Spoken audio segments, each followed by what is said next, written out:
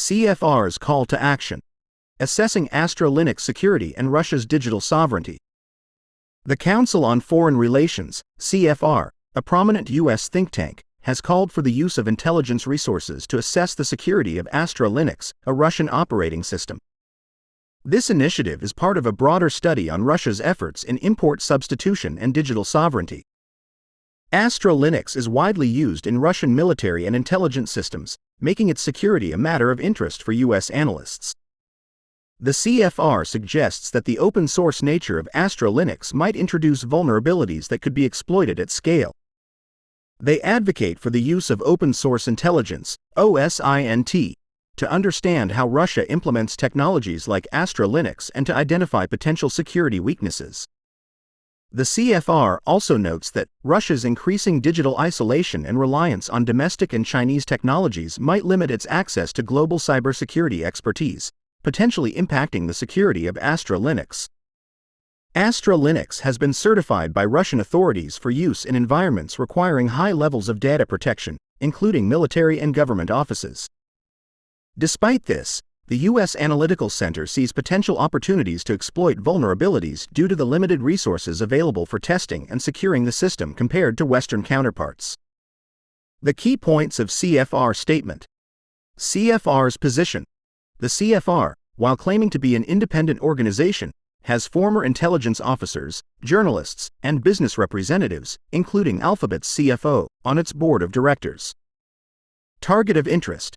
Astra Linux is widely used in Russian military and intelligence information systems. Proposed approach.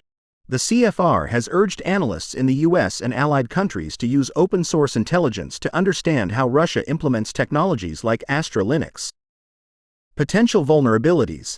The CFR suggests that Astra Linux, being based on open-source software, might have vulnerabilities that could be exploited on a large scale. Limited resources. The CFR argues that Russian developers may have fewer resources for extensive testing and defending their code compared to Western counterparts. The developers of Astra Linux, Astra Group, have responded to these statements. They emphasized that their product undergoes rigorous testing and certification. The company advised its clients to carefully follow security configuration recommendations and promptly apply updates to address potential vulnerabilities. Astra Group stated that they have strengthened measures to detect malicious inclusions in their software due to the current international situation. As Russia charts its course in the cyber world, we're hearing from a diverse chorus of voices: cybersecurity experts, policy analysts, and industry insiders. Their insights give us a rich, nuanced picture of what's happening in Russia's digital landscape. Let's start with Justin Sherman, the founder and CEO of Global Cyber Strategies. Sherman points out an interesting paradox. As Russia increasingly relies on homegrown and Chinese tech, it might actually be limiting its access to global cybersecurity expertise. This could potentially impact the security of systems like Astra Linux, Russia's homegrown operating system. A Security Affairs article discusses the Russian military's plans to swap out Windows for Astra Linux. The reason? Concerns about potential hidden backdoors in foreign software. It's a move that shows Russia's determination to reduce reliance on foreign tech. On the flip side, a Cybersec 84 article talks about Astra Linux's bug bounty program. This program aims to find and fix security vulnerabilities in the operating system. It's an interesting approach that suggests Astra Linux might have some unique opportunities for testing and securing its code. Lastly, we have a study from Margin Research on Russia's cyber operations. This study highlights Russia's growing focus on open-source software, with Astra Linux as a prime example. It's part of Russia's strategy to replace Western tech and expand its global tech footprint.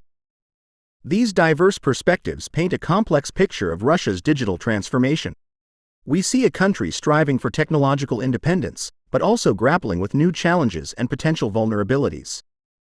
It's a situation that's creating both opportunities and risks, not just for Russia, but for the global cybersecurity landscape as a whole. As we continue to watch this digital drama unfold, one thing is clear: Russia's tech pivot is reshaping the cyber world in ways that will have far-reaching implications for years to come.